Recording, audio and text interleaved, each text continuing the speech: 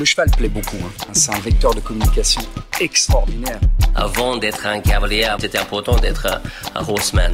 Always put the horse before the personal ambitions. Vraiment un cheval incroyable. Voilà quelqu'un qui est champion olympique et qui n'est pas ordinaire.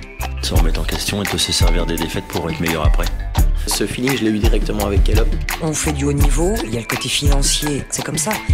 Aller en compétition parce qu'il est bon, pas parce qu'il paye une table. Moi, je veux pas courir mes chevaux pour l'argent. If you can do it in a way that doesn't take too much out of your horses. Quand on voit l'évolution en 10 ans de temps, qu'est-ce que ça va être dans 10 ans ? Pouvoir motiver les jeunes à aller au bout de leurs rêves. Forme de très très bons compétiteurs. Je ne vais pas dire que ça forme des hommes de chevaux. Pour moi, les bons moments, ils sont à venir. Aujourd'hui, réussir sa vie, c'est avoir la vie que l'on souhaite.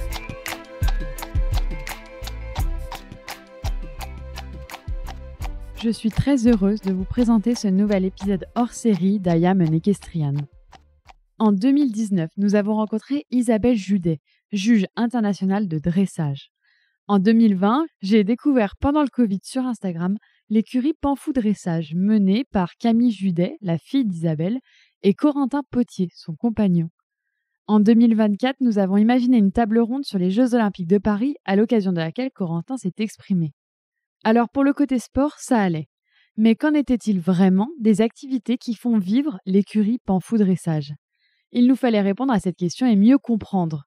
Nous avons donc réuni Camille et Corentin, qui nous ont parlé de leur activité de commerce, leur façon à eux de valoriser et commercialiser des chevaux de sport. Si ça semble assez banal, leur vision à eux est bien différente de ce que nous connaissons. Camille et Corentin nous ont raconté alors la genèse de cette aventure, leurs ambitions, leur état d'esprit. Comment faut-il fidéliser une clientèle ? Comment faire que leurs clients aient confiance ? Comment ramener plus de transparence pour qu'acheteurs et vendeurs puissent se satisfaire de la situation ? Voici quelques-unes des questions que nous avons posées à Camille et Corentin, questions auxquelles ils ont répondu avec beaucoup de sincérité. Enfin, vous le savez, le sport n'est jamais bien loin. Et Corentin nous a aussi fait part de ses rêves sportifs, ceux dont la deadline se rapproche de plus en plus et participent sans aucun doute à la réussite de Panfou Dressage. Pour la première fois, cet épisode sera disponible d'ici quelques jours en version anglophone. Alors n'hésitez surtout pas à le partager à vos amis et connaissances outre-Atlantique. Allez, c'est parti. Bienvenue dans I Am an Equestrian, le podcast. Bonjour Camille, Corentin, merci beaucoup d'être là aujourd'hui pour répondre à nos questions dans cet épisode hors série sur votre système, votre écurie Panfou Dressage. L'idée aujourd'hui, c'est vraiment de mieux connaître votre système, vos activités, ce que vous mettez en place, pourquoi, comment, etc. On va creuser tout ça. On a pas mal de questions pour vous. Mais dans un premier temps, on a envie d'arriver à mieux vous connaître, savoir qui vous êtes, comment est-ce que vous en êtes arrivé là. Alors Camille, on en sait peut-être un peu plus sur toi parce qu'on a eu la chance de recevoir ta maman dans le podcast il y a quelques années maintenant, pour nos auditeurs, pour qu'ils puissent aller l'écouter s'ils veulent. Corentin, on a un peu moins d'infos. Donc je vais vous laisser la parole et vous demander tout simplement de vous présenter, nous dire comment est-ce que vous avez fait la rencontre du cheval et puis comment est-ce que vous avez tracé votre carrière jusqu'ici. Bon, alors moi, c'est plus le cheval qui m'a rencontrée. Je suis un peu tombée dans la marmite toute petite. J'ai beaucoup résisté. J'aimais surtout enfant, je suis donc enfant de professionnel. J'ai toujours vécu, notre maison était sur le lieu des écuries, donc j'ai été toujours en immersion totale dans le monde équestre. Et malgré tout, c'était pas du tout mon truc.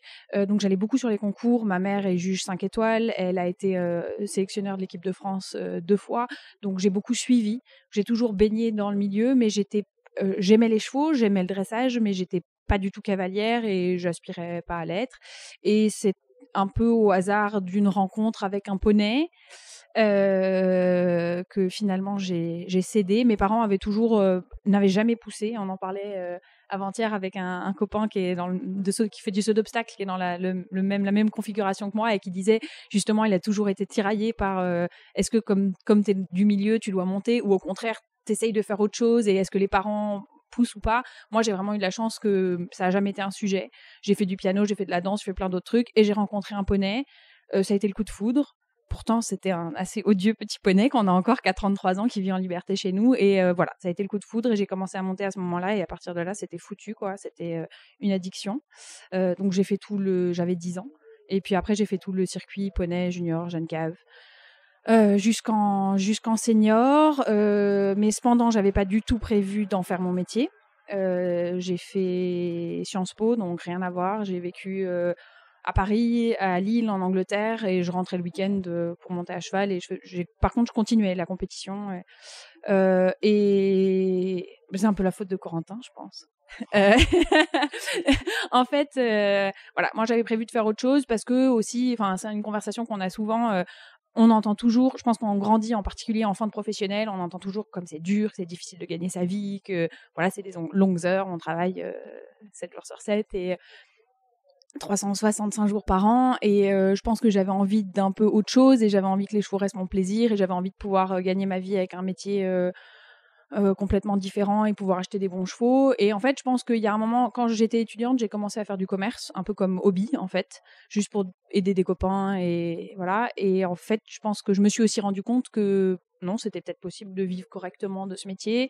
Et c'était peut-être possible, mes parents avaient toujours une écurie de propriétaires, et c'était peut-être possible de décliner ça en fait un peu différemment. On a un outil de travail à Panfou quand même assez exceptionnel. Mes parents avaient mis l'endroit en vente, et je me suis dit à un moment, je me suis un peu mis une claque, et je me suis dit, est-ce que tu te rends compte que tous les gamins de ton âge rêveraient d'avoir une écurie comme ça et un outil de travail pareil, et toi en fait t'es en train de le jeter à la poubelle. Et j'ai eu un peu un électrochoc, et c'est au moment où j'ai rencontré Corentin, et je pense que ça a aussi été un déclic, parce que reprendre une boutique comme la nôtre toute seule ou reprendre une boutique comme la nôtre en couple, c'est complètement différent. Et je pense que ça m'a donné le petit coup de fouet, le courage de dire on va construire ça ensemble. Et j'ai vécu avant pendant plusieurs années avec quelqu'un qui n'était pas du tout dans le monde équestre, et du coup ça me paraissait impossible déjà c'est pas facile d'être cavalier, d'avoir un conjoint qui fait autre chose, mais alors d'avoir une écurie, c'était pas envisageable. Et du coup voilà, ça a été le petit coup de baguette magique qui a fait que tous les morceaux se sont mis ensemble, et finalement c'est devenu une réalité.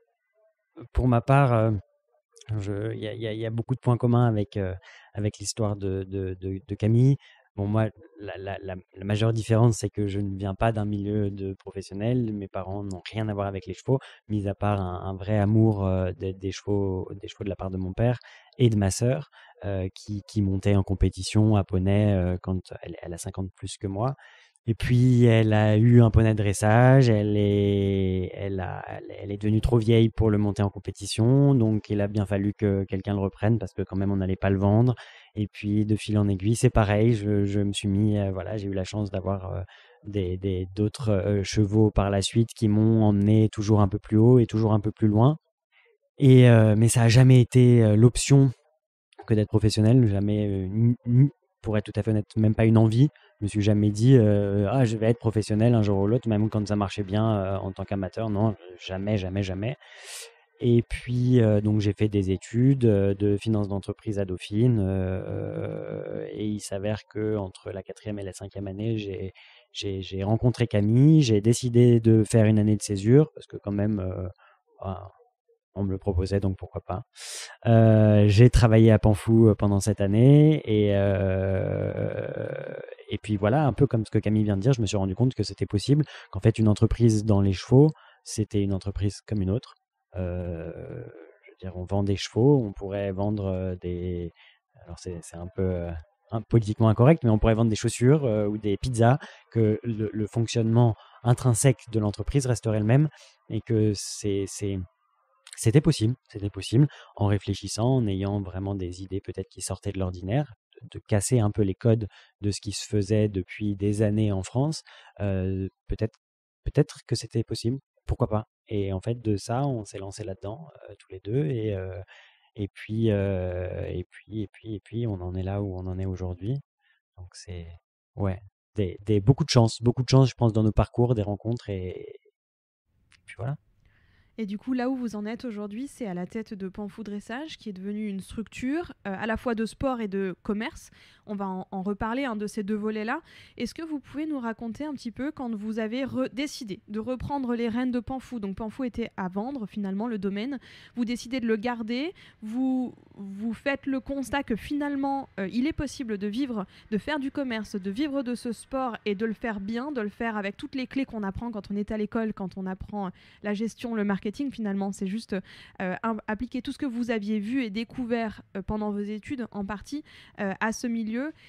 Qu'est-ce que vous avez nourri comme ambition dès le départ? Comment vous avez projeté l'aventure Panfou Dressage ensemble? Entre ce qu'on aimerait faire et ce qu'il est nécessaire de faire dans un premier temps, c'est deux choses bien différentes. Donc on a commencé avec un schéma assez classique, avec des propriétaires, avec des chevaux de sport pour nous, mais pas un grand nombre. Et puis l'objectif, ça a été de solidifier ce qui existait déjà, d'investir aussi bien dans des chevaux, d'investir dans la structure, de peaufiner notre stratégie et surtout, in fine, l'objectif, c'était de développer le commerce. Et ça, je vais laisser Camille en parler de ça, mais ça a été vraiment un positionnement stratégique et trouver sa niche qu'elle a bien trouvée aujourd'hui. Ouais, je pense que ce qu'il faut rappeler, c'est que Panfou Dressage, ça existait sous un autre nom, mais c'est une écurie qui existait. Mes parents ont acheté depuis 1978. Eux, ils étaient déjà installés dans une autre écurie à Étampes avant. Donc, eux, ils avaient déjà leur réputation, leur expérience. Et quand ils sont arrivés à Panfou, ils ont développé un peu une différente clientèle parce que c'était géographiquement un peu plus éloigné. Mais enfin, ils étaient déjà extrêmement impliqués dans le sport.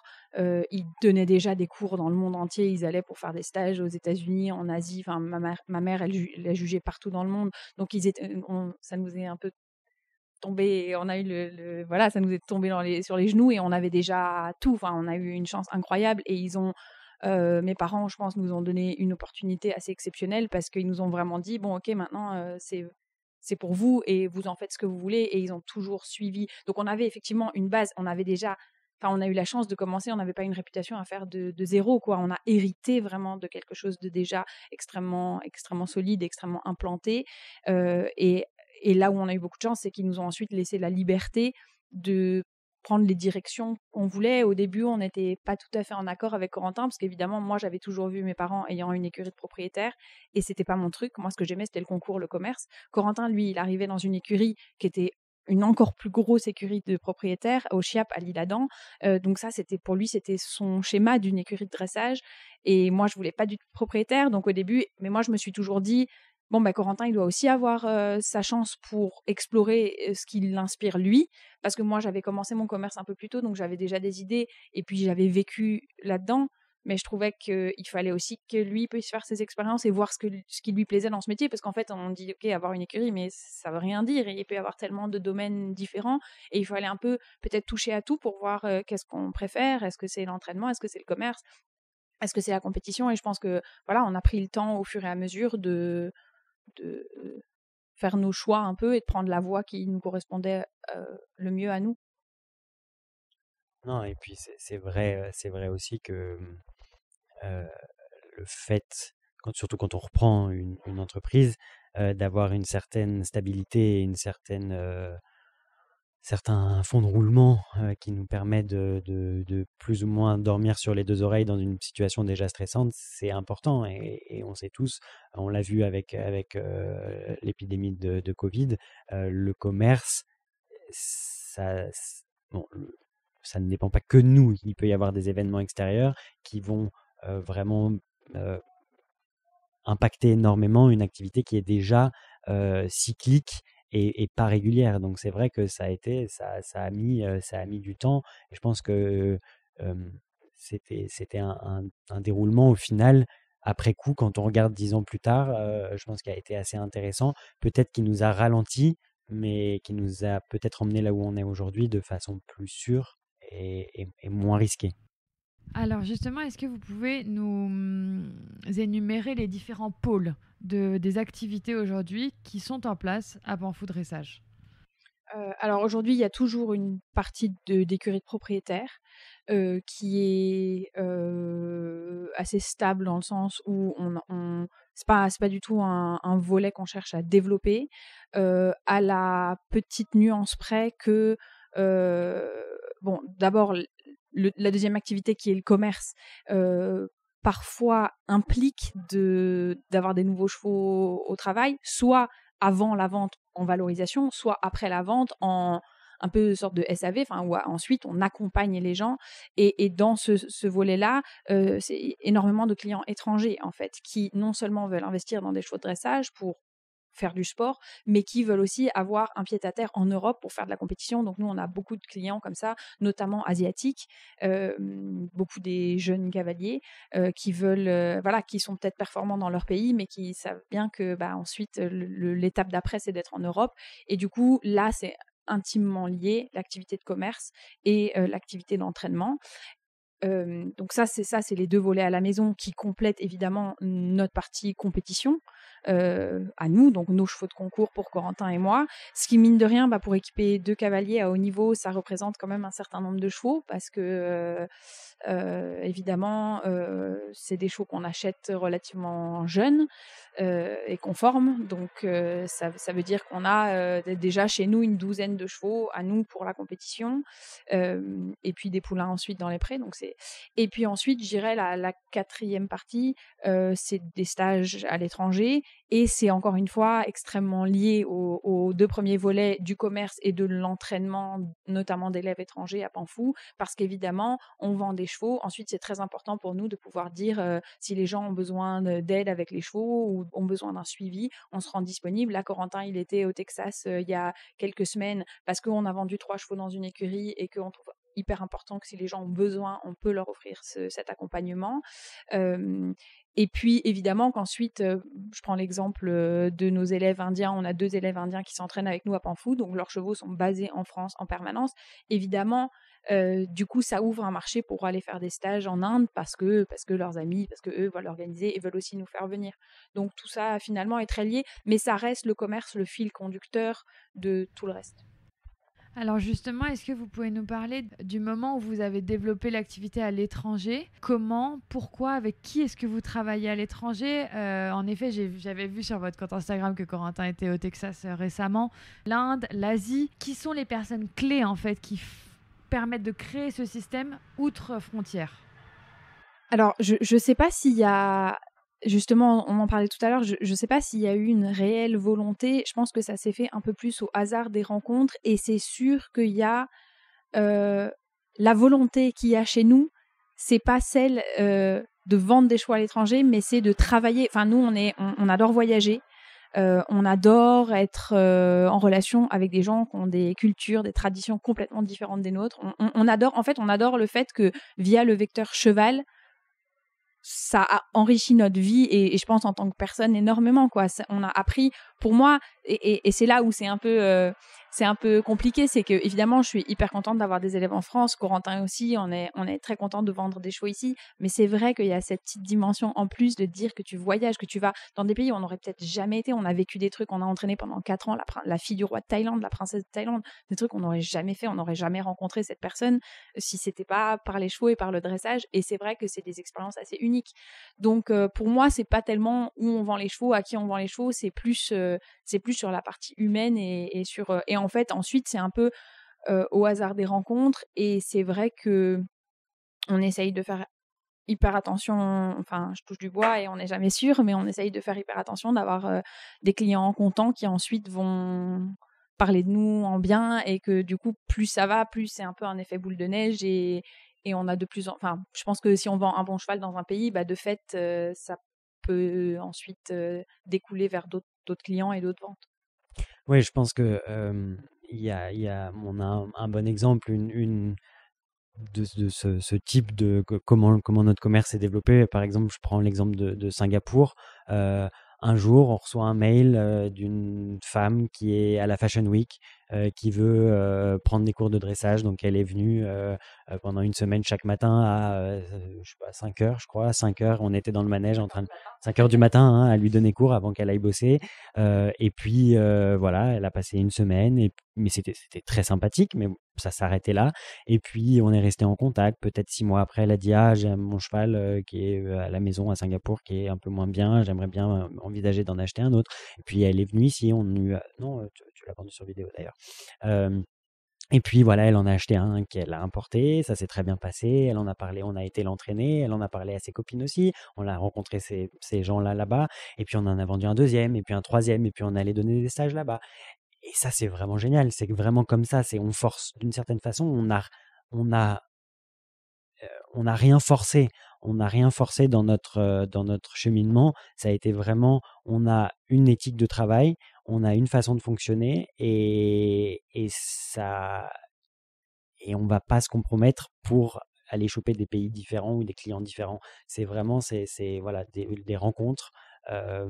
Mais après, s'il fallait dire un moment marquant, peut-être c'est plutôt pendant l'épidémie de Covid, où les gens n'ont pas pu se déplacer et où ça a ouvert un autre moyen de consommation, une autre façon d'acheter des chevaux, avec des achats sur vidéo. Ça a vraiment démocratisé ça. Et je dois dire que dans la façon de fonctionner de Camille, ça a été du pain béni pour nous, parce que c'est exactement, c'était là où on devait être. C'était là où on devait être, c'était comme ça que Camille travaille le mieux, et ça a été une vraie chance pour nous à ce moment-là. Ouais. Sur votre site internet, vous avez souligné notre équipe propose de vous accompagner de A à Z dans le processus d'achat. Notre objectif, assurer lisibilité et transparence afin de trouver le cheval idéal dans des conditions optimales. La question de la transparence, elle est assez fondamentale et aussi assez difficile finalement. Est-ce que c'est un point essentiel pour vous, un de vos facteurs clés de succès dans Panfou Dressage, de pouvoir vraiment essayer de garantir au maximum la transparence dans le processus d'achat? Et aussi, est-ce qu'on en manque? Est-ce que c'est parce que c'est difficile? Comment vous voyez les choses? Je pense que moi, du coup, je suis arrivé là-dedans comme un outsider, enfin pas comme un outsider, mais comme un étranger complet au fonctionnement du commerce, de tout ça. Quand je suis arrivé, et je dois dire que j'ai rarement vu quelqu'un comme Camille et qui fait preuve d'une telle honnêteté envers ses clients, aussi bien acheteurs que vendeurs. Et je pense que c'est ce qui a fait aussi la différence aujourd'hui dans là où on en est, c'est que c'est facile aujourd'hui avec les réseaux sociaux, c'est hyper facile de vendre des chevaux. N'importe qui peut vendre un cheval. Vous mettez sur Instagram, vous tapez dans hashtag, je sais pas, je suis nul moi dans ce genre de truc, mais hashtag cheval de dressage à vendre. C'est déjà pas mal. Voilà, vous avez de la chance, vous avez un cheval qui est pas trop mal, vous le vendez et basta, vous en entendez plus jamais parler. C'est facile de faire du one shot, c'est beaucoup plus dur de rester. Et aujourd'hui, nous on a 30 ans et 34 ans. On veut rester sur du long terme, mais je pense que la transparence, l'honnêteté et des clients heureux qui vont vous recommander à d'autres, c'est indispensable. Surtout que tout se sait aujourd'hui. Tout se sait. Je veux dire, vous faites un coup mauvais. Alors, ça peut arriver de se tromper. Hein, je veux dire, personne n'est parfait, mais vous faites un mauvais coup, ça va se savoir. Et vous pouvez le faire peut-être une deuxième fois, une troisième fois, mais après, vous êtes grillé absolument partout. Donc, la transparence est une nécessité de notre point de vue pour vivre, pour survivre et pour continuer à exister. Mais c'est, selon moi, une nécessité absolue pour les acheteurs et pour les vendeurs. Il faut le plus possible de transparence pour que la filière puisse continuer à vivre et à se développer. Pour moi, il y a deux aspects, en tout cas moi j'entends, vous me dites si vous pensez à d'autres choses, mais pour moi il y a deux aspects dans la transparence. Le premier truc auquel on pense, et je pense qui est le plus gros problème dans notre sport, c'est la transparence sur les commissions. Ça, c'est un premier sujet. Moi, je pense j'imagine qu'il y a beaucoup d'excès. Je pense aussi un peu à l'autre aspect. On parle tout le temps des chevaux qui ont été vendus avec 200% de commission, et ça, c'est quelque chose de vrai. Pour moi, c'est un vrai problème. Mais cependant, je pense que ça se sait et que les gens qui rentrent dans ce système-là, c'est aussi que soit ils veulent pas voir, soit ils l'acceptent. Je veux dire, on sait aussi dans quel genre d'endroit est-ce qu'on paye des chevaux 4 fois plus cher que ce que touche effectivement le vendeur. Je pense qu'il y a une certaine transparence sur le manque de transparence. Je pense que à l'opposé, moi, il m'arrive super souvent d'avoir des professionnels, notamment en France, qui viennent avec un client pour acheter un cheval, donc ils font tout le boulot de trouver le cheval, de venir pour les essais, de prendre la responsabilité d'être celui qui va entraîner, qui va devoir faire que ce couple marche après, qui dit « Ah non, non, moi je prends rien ». Parce que juste de gagner une pension de travail tous les mois, en fait, c'est tellement important pour eux. Et ça, je trouve ça pas bien non plus. C'est normal qu'un professionnel qui s'engage et qui prend une responsabilité en recommandant un cheval, en se déplaçant, en allant l'essayer, c'est aussi normal qu'il soit récompensé pour son travail. C'est son métier, c'est comme ça qu'il gagne sa vie. Et je pense, j'ai la conviction ou l'espoir que dans certains cas, il y a deux cours vraiment différentes et je ne fais pas l'amalgame entre les deux, mais dans certains cas, il faut aussi assumer que c'est un métier et qu'on doit pouvoir gagner notre vie de ce métier. Il y a aussi beaucoup de professionnels, il y a des gens qui font un argent hallucinant et il y a des gens qui peuvent pas boucler les fins de mois en faisant ce métier et ça c'est pas non plus normal. Donc, je pense qu'il faut assumer que une commission de 10% c'est un truc standard et que c'est normal et qu'il faut pas voilà et c'est le principe d'un pourcentage, c'est que c'est un cheval vendu 5 millions ou 5 000 et bah voilà. Ça c'est pour moi la première chose. La deuxième chose, dans la transparence, j'entends aussi la transparence sur le cheval, sur les qualités du cheval, sur les caractéristiques du cheval. Et là, je pense que au-delà d'un manque de transparence, moi je mets un peu de transparence, c'est un peu à la limite de honnêteté ou malhonnêteté, quoi. Pour moi, aujourd'hui, quand je vois ce que font certains de mes collègues, je veux dire, aujourd'hui, tu reçois une vidéo de quelqu'un qui t'a envoyé une vidéo, qui t'a envoyé une vidéo, qui t'a envoyé une vidéo de quelqu'un qui n'a jamais vu le cheval. Ça, pour moi, c'est pas possible. D'abord, comme marchand, je trouve ça totalement inintéressant. Enfin, moi, je veux dire, envoyer une vidéo sur WhatsApp, franchement, moi, j'y trouve pas mon compte. Moi, ça ne m'épanouit pas en tant que professionnel. Moi, ce qui m'épanouit, c'est d'avoir quelqu'un qui m'appelle aujourd'hui et qui me dit « Voilà mon profil, voilà ce que je fais, voilà mon historique comme cavalier, voilà où je veux aller, voilà comment je vis. J'ai les chevaux à la maison, j'ai les chevaux chez un professionnel, il n'y a que moi qui monte ou il y a quelqu'un d'autre. Ou bien ma petite fille de 8 ans, je veux qu'elle puisse s'asseoir sur le cheval. » Et là, de me dire « Ok, là, de commencer mon cheminement et de me dire « Ah tiens, tel cheval qu'on a essayé, donc 100% des chevaux qu'on propose dans notre catalogue, on les a essayés. » Si c'est pas le cas, parce qu'un client me fait une requête spécifique, il veut absolument acheter avec moi et je n'ai pas le cheval qu'il cherche, je vais lui dire « Tiens, on m'a parlé de ce cheval ou j'ai vu ce cheval en concours, mais je le connais pas. » Et voilà. Et s'ils veulent aller plus loin, je vais généralement leur dire s'ils vont pas essayer, parce que nous c'est ça, en fait c'est ça qui nous a poussé aussi à plus de transparence, c'est que nous on vend, je pense peut-être 70% des chevaux qu'on vend c'est sur vidéo. C'est parfois pour des montants, je veux dire, c'est de l'argent, c'est toujours de l'argent. Quelqu'un qui met 30 000 € dans un cheval, pour lui, c'est beaucoup d'argent. Quelqu'un qui met 300 000 €, enfin voilà, ça veut rien dire. Mais il y a des sommes qui, comme ça, pour le grand public, semblent hallucinantes pour un cheval. C'est des chevaux qu'on a essayés. Et là, on a eu récemment une cliente, on avait essayé le cheval, mais le cheval était du côté de Bordeaux. Donc, il était venu, on a fait une vidéo, le cheval est reparti. J'ai une cliente des États-Unis qui nous avait déjà acheté un cheval, qui m'appelle et qui me dit « Camille, je suis hyper intéressée par ce cheval, mais j'ai un gros problème, j'ai peur de l'avion, je ne peux pas voyager. » Le premier cheval, elle l'avait acheté sur vidéo, mais pour un prix beaucoup plus modeste, genre 10 fois moins cher.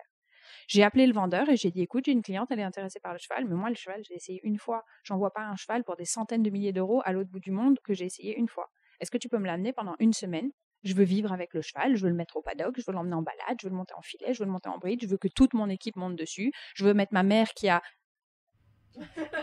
un certain âge dessus. » Et donc, je pense que c'est ça aussi. Et je pense qu'en fait, la transparence, je pense que certainement, il y a des cas un peu de malveillants, quoi. Il y a certainement des gens qui cachent des choses. Mais il y a aussi le fait que, honnêtement, un cheval que t'as pas vu, t'as vu une vidéo, c'est pas parce que tu regardes ses résultats sur FFE Compète que t'as la moindre idée de comment ce cheval réagit dans tous les contextes. Parce qu'avoir un cheval, c'est pas juste monter dessus, quoi. C'est vivre avec aussi. Et je pense que ça, c'est aussi ce système sur vidéo qui nous a poussé parce que c'est une responsabilité énorme. Vendre un cheval, tu fonctionnes, on en parlera sûrement tout à l'heure, mais aux ventes aux enchères où tu vas, t'en essayes 15, ou tu vas en Allemagne ou en Hollande, tu passes 3 jours, t'essayes 50 chevaux, t'es là, c'est ta responsabilité en tant que client. À la limite, le marchand, ouais, ok, il a la responsabilité de pas trop se foirer sur les chevaux qu'il présente, mais il a aucune responsabilité en fait. Moi, quand j'envoie un cheval à l'autre bout du monde, Corentin, il a une responsabilité énorme parce que c'est lui qui essaye les chevaux. Donc, c'est lui qui doit être capable de dire il est comme ça, comme ça, comme ça. Et moi, j'ai une responsabilité énorme de cerner le caractère de la personne. C'est pas seulement son niveau à cheval, c'est sa personnalité. Et notre responsabilité, elle est énorme, en fait. Tout est sur nous parce que les gens, ils sont pas assis sur le cheval, ils l'ont pas rencontré. Je suis bien placée pour te dire que je suis totalement d'accord avec ce que tu viens de dire. Non, mais c'est vrai que il y a aussi cet aspect-là dans la transparence qui est une grosse partie de notre métier, c'est de décrire le cheval tel qu'il est, pour qu'il n'y ait pas de mauvaise surprise.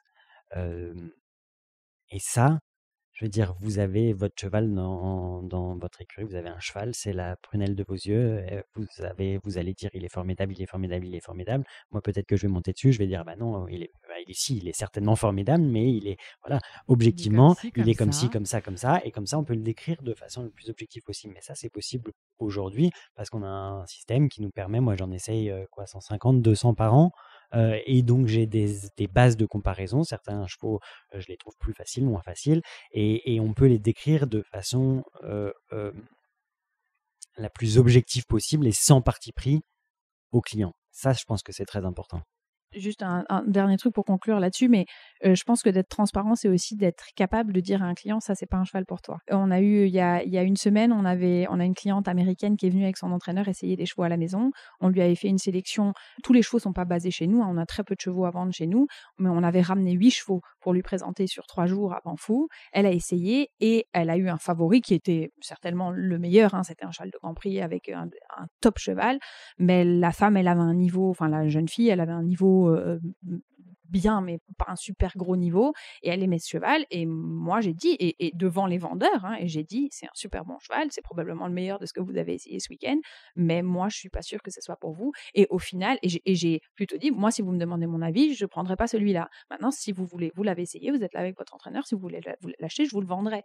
Mais c'est le premier truc qu'ils nous ont dit, c'est ah ben on a été souvent faire des tournées en Hollande pour essayer des chevaux, ils nous disaient toujours que les 10 chevaux, ils étaient parfaits pour nous, et c'est impossible, c'est pas vrai. Et il faut déjà tellement de chance que le cheval, il va changer d'écurie, il va changer de façon d'être travaillé, il va changer peut-être de climat.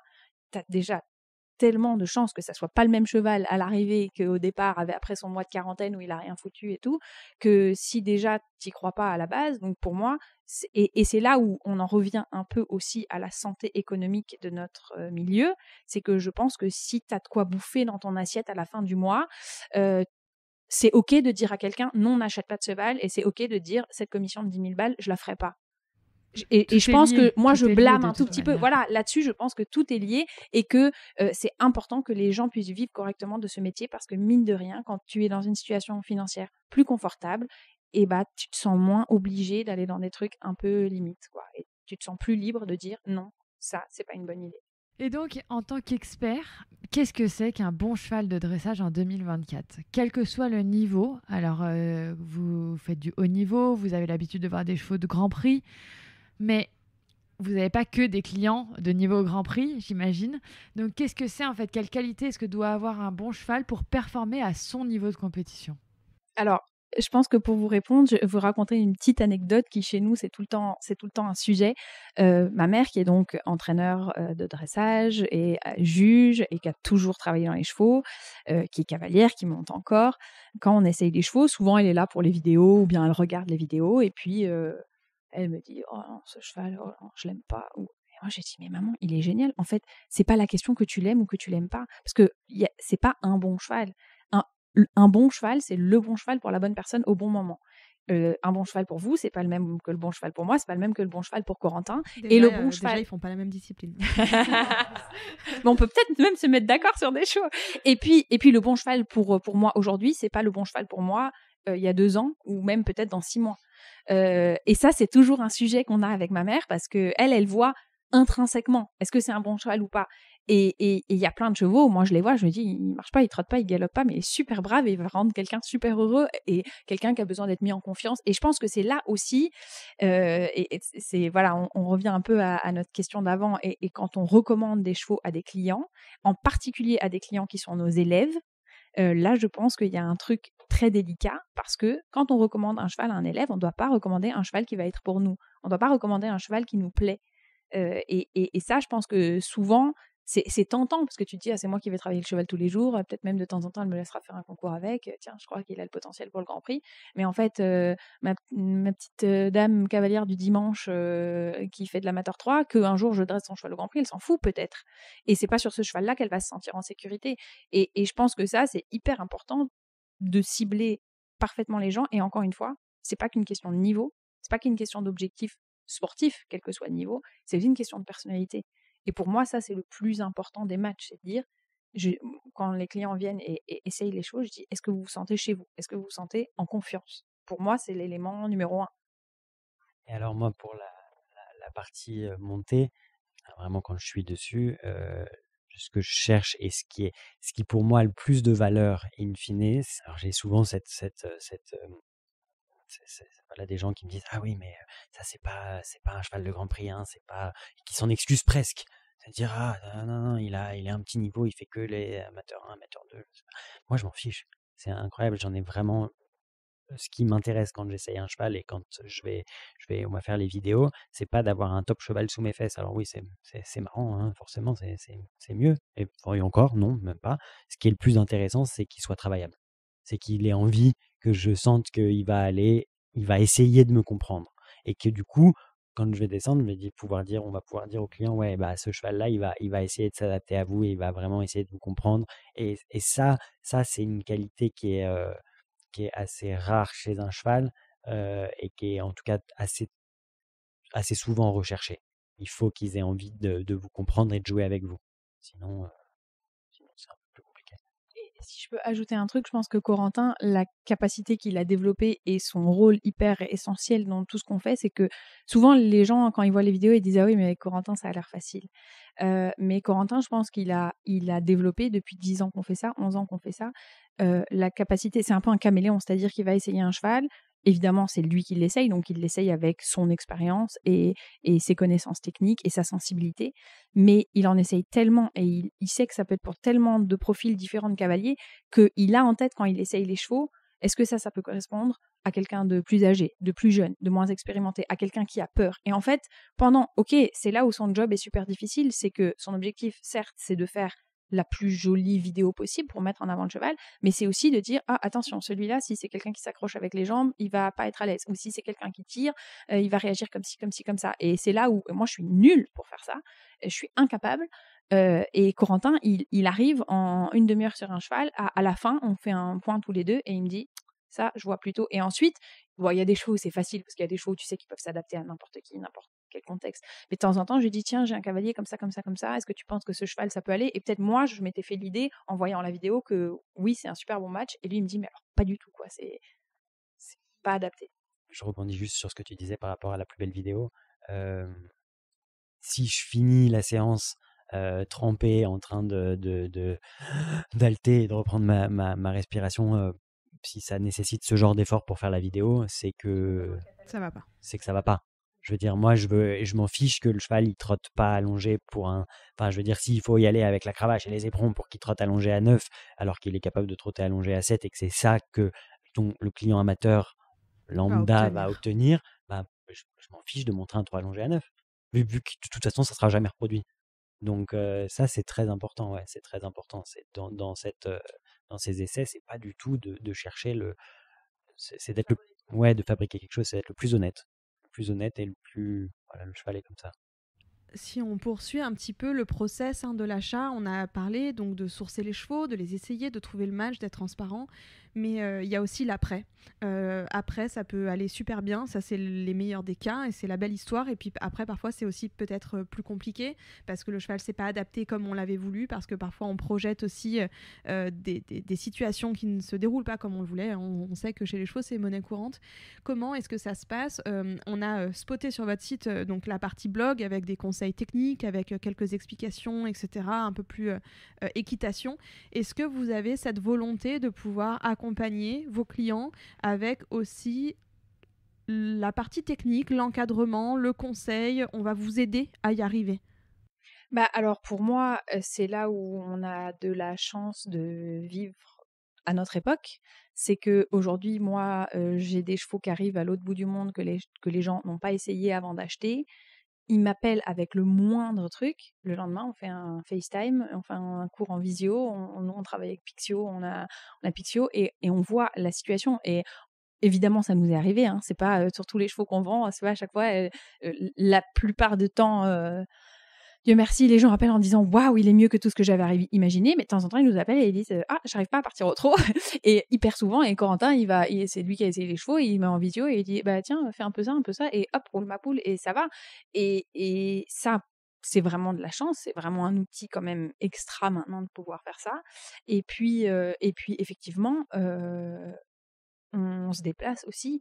Il y a quand même énormément d'endroits, peut-être pas partout, mais il y a énormément d'endroits où les gens ont dit, alors c'est pas forcément parce que ça va ou que ça va pas, parfois c'est juste parce que on a eu un bon feeling pendant le processus d'achat et que du coup ils se disent ah bah tiens, peut-être que techniquement ils ont aussi quelque chose à nous apporter, mais il y a beaucoup d'endroits où on va pour faire des stages ensuite, où là Corentin, quand tu étais à Houston, t'es monté sur des chevaux qu'on a vendus, tu les as montés toi-même et tout. Pour moi, c'est hyper important. Et puis surtout, moi, je veux que les gens se sentent à l'aise de me dire, là, j'ai eu un cheval récemment qu'on a vendu à un monsieur, on a vendu 2 chevaux sur vidéo. Il avait acheté le premier peut-être il y a 1 an et demi, et c'est le cheval de sa vie, il est génial, c'est un cheval de Grand Prix déjà dressé et tout. Et là, on en a envoyé un deuxième, pareil, sur vidéo, et qu'il a acheté, vraiment, c'était pas tout à fait ce qu'il cherchait, et c'est moi qui lui ai vraiment dit, je crois qu'il est top et que pour le futur, ça va être super bien. Et il m'a fait vraiment confiance en achetant quelque chose qui était peut-être pas exactement dans sa recherche. Et puis en arrivant, je sais pas, ça allait pas trop le contact et tout, et on a gardé tout le temps, on a parlé toutes les semaines, j'ai dit alors comment ça va et tout, puis j'ai dit ah vous avez mis c'est mort, ah je pense que non, essayez, nous on avait plutôt ça, changé, et voilà, tous les jours on parlait comment ça a été la séance aujourd'hui, et en fait au final hop ils ont changé de mort, ils ont mis un truc plus similaire à ce qu'on avait, et dit ah super, ça va vachement bien. Et voilà, l'objectif c'est pas que le cheval je pense que vous savez comme moi que surtout quand on vend des chevaux à l'étranger, généralement, c'est le truc, c'est de toute façon, ils ont payé 20 000 balles de billets d'avion, ils vont pas me les renvoyer. Et c'est comme ça qu'on a envoyé au Japon et en Chine et tout, les chevaux dont personne ne voulait, parce que tu les envoies en Chine ou en Inde, de toute façon, ils n'ont plus le droit de quitter le territoire. Alors c'est génial, tout le monde veut vendre des chevaux là-bas, parce que de toute façon, quoi qu'il arrive, entre ce que ça coûte de les renvoyer et la législation sur place, c'est pas possible. Mais ces gens-là, ils te plombent tout. Enfin, évidemment, s'ils sont pas contents, ils vont le dire. Et donc, pour moi, évidemment, jusqu'à maintenant, on n'a jamais eu de grosses catastrophes de chevaux où vraiment le cheval arrive et ils disent mais c'est pas du tout ce que je m'étais imaginé, il me plaît pas du tout. On n'a pas eu ça. Mais évidemment, je vais pas dire c'est pas tout rose, on n'est pas des magiciens. Évidemment, de temps en temps, il y a des chevaux qui arrivent et il y a un truc qui va pas. Et alors là, d'abord, moi, je suis mortifiée, je ne dors plus, surtout si je l'ai vendu sur vidéo. Là, c'est Corentin, il entend parler de ça matin, midi et soir, à l'entrée, au plat et au dessert, quoi, donc il n'en peut plus, donc il faut vite régler le problème, parce que sinon, c'est la guerre. Et alors là, c'est de trouver, ok, quel est le problème? Est-ce qu'on monte le cheval au veto? Est-ce qu'il faut changer, voilà, les morts, la selle et tout? Et pour moi, c'est hyper important que, je veux dire, mon job, il est fini, une fois que le cheval, ça va et que ça roule, quoi. Et là, je peux passer à autre chose.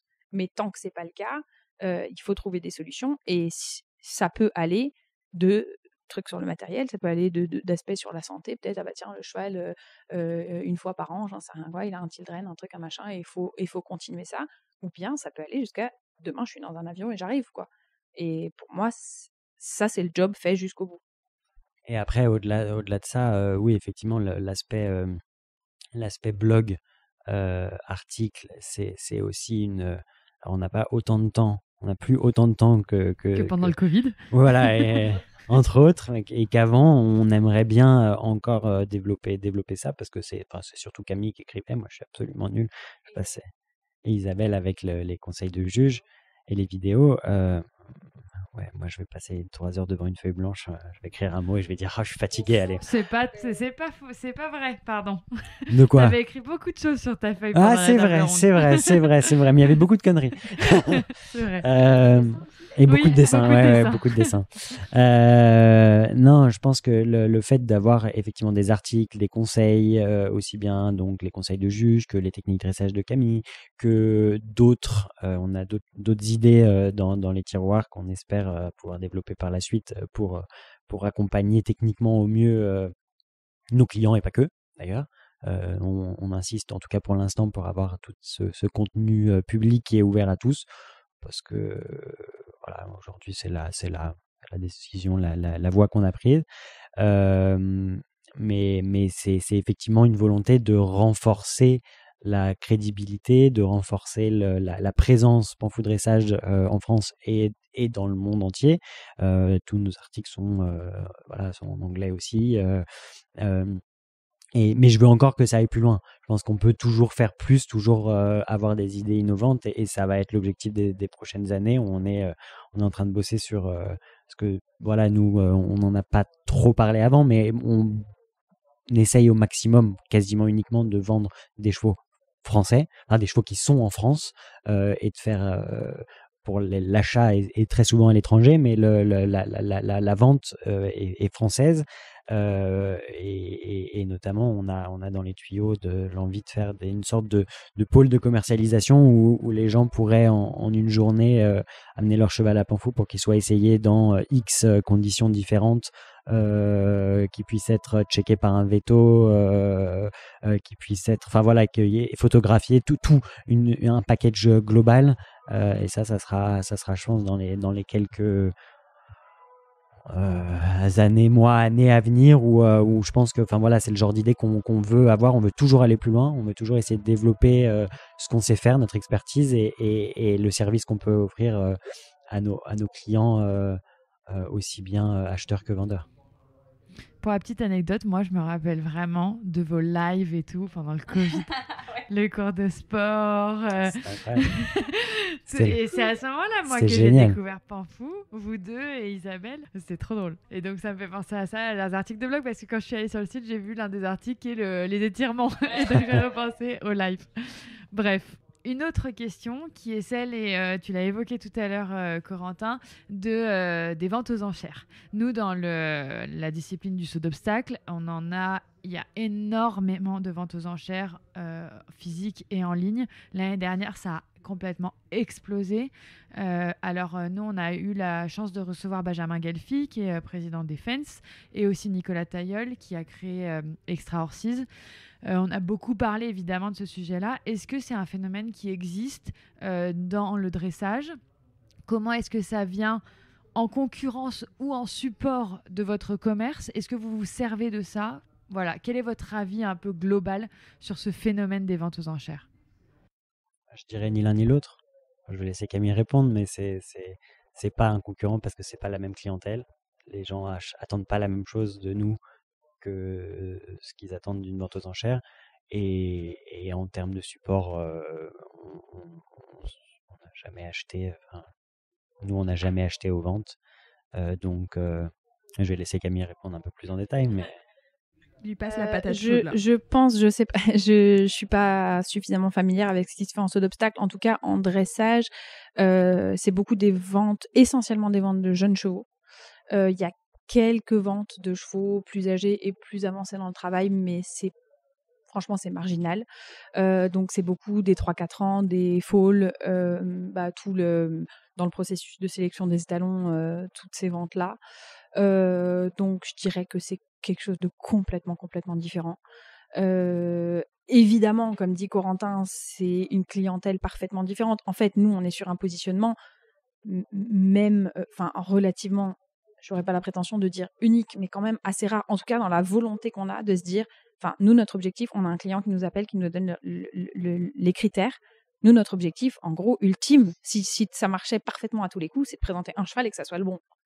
Les gens qui viennent chez nous, ils font appel à notre expertise pour réduire au maximum le nombre de propositions qu'on fait. Les gens qui viennent chez nous, ils veulent pas, s'ils voulaient essayer 15 chevaux sur 2 jours, ils iraient en Hollande ou ils iraient en Allemagne.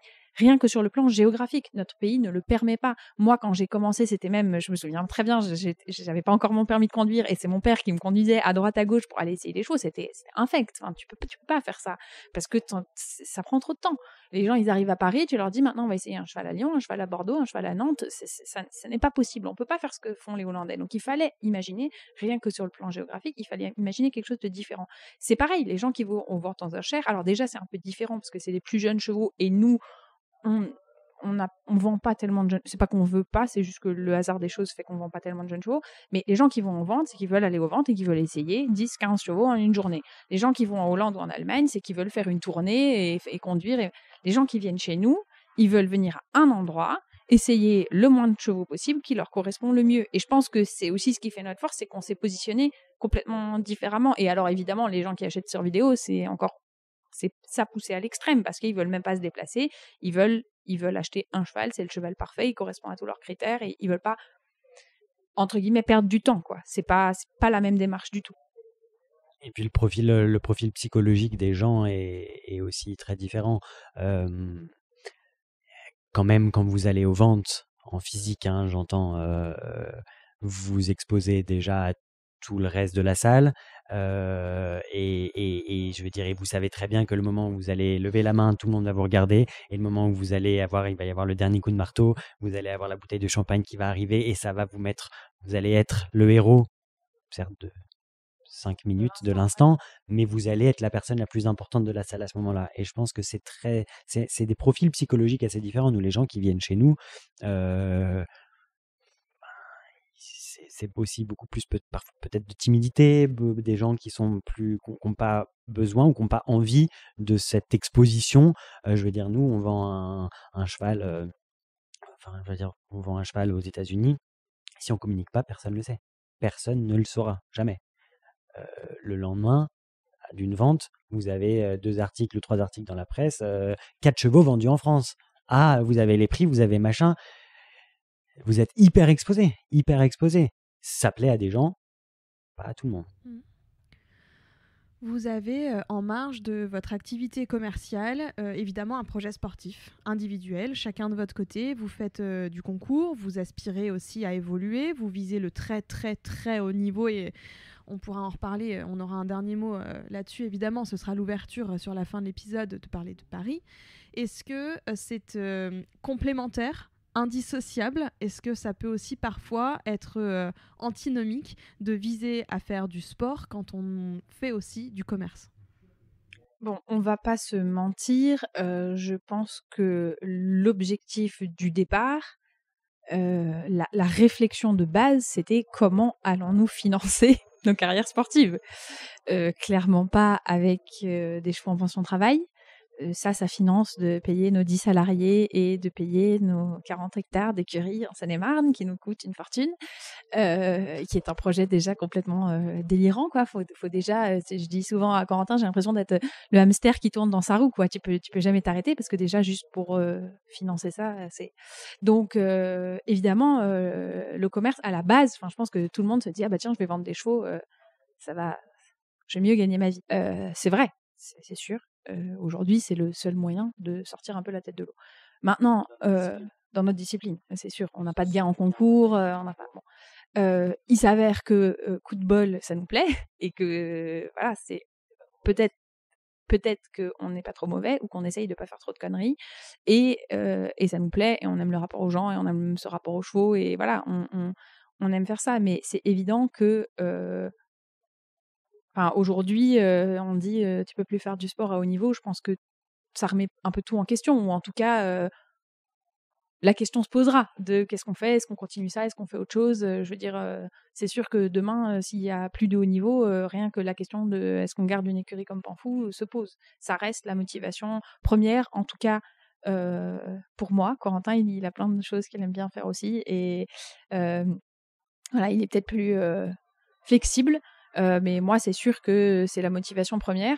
Maintenant, moi, je pense que c'est lié parce que je pense que le sport, les performances qu'on peut avoir en compétition, quelque part, ça donne une certaine crédibilité, ou ça donne en tout cas une exposition. Et oui, je pense que c'est peut-être plus rassurant. Je sais pas, je suis pas la bonne personne pour répondre à cette question, mais je pense que c'est peut-être plus rassurant d'acheter des chevaux à des gens qui, de fait, par la partie sportive, ont un peu pignon sur rue et voilà, où on les connaît, on peut se renseigner sur eux. Nous, je veux dire, si il y a des gens qui veulent dire du mal de nous, ça circule vite. Je veux dire, c'est le fait d'être exposé. Je pense que ça met un peu toutes les cartes sur la table et c'est sûrement rassurant pour des clients. Un dernier mot peut-être, comme l'a dit Lorelai, sur l'événement de l'année. On est actuellement à Fontainebleau au Printemps des Sports Équestres et c'est ici une sorte de répétition générale en vue des Jeux Olympiques de Paris qui se tiendront dans moins de 100 jours. le dressage est évidemment à l'honneur avec un CDI 5 étoiles. Qu'est-ce qu'il t'attend, Corentin? Qu'est-ce qui vous attend en vue des Jeux Olympiques de Paris dans les semaines à venir? Quelles sont les ambitions? Quels sont les projets? Et puis, quel va être aussi le post-Jeux Olympiques de Paris? On est à un peu moins de 100 jours maintenant des Jeux, de la cérémonie d'ouverture, ce qui en même temps est très court et très long. Je pense que surtout dans notre sport où la décision finale, les sélections seront rendues vraiment au dernier moment, hein, 3 semaines, même pas avant l'arrivée des chevaux sur site. Donc je pense qu'il faut réussir, enfin en tout cas c'est comme ça qu'on aborde les choses, réussir à rester très calme, continuer à faire ce qu'on a à faire, sortir en concours, s'amuser avec les chevaux et on verra bien ce que ça donne. Quant au post-Jeux Olympiques, je pense qu'on a une carrière à refaire, une carrière et un manège à refaire au mois de septembre. Et je pense qu'après, on va bien profiter de partir un bon moment pour enfin qu'on y soit ou qu'on n'y soit pas, hein, partir un bon moment en vacances et penser à autre chose, parce que c'est vrai que le haut niveau, c'est en même temps très chouette et en même temps c'est très intense, ouais, presque, j'allais dire presque destructeur. Ça a beaucoup de bons côtés et beaucoup de côtés assez négatifs quand même aussi, qu'il faut pas tout idéaliser, qu'on accepte aussi pour les bons moments.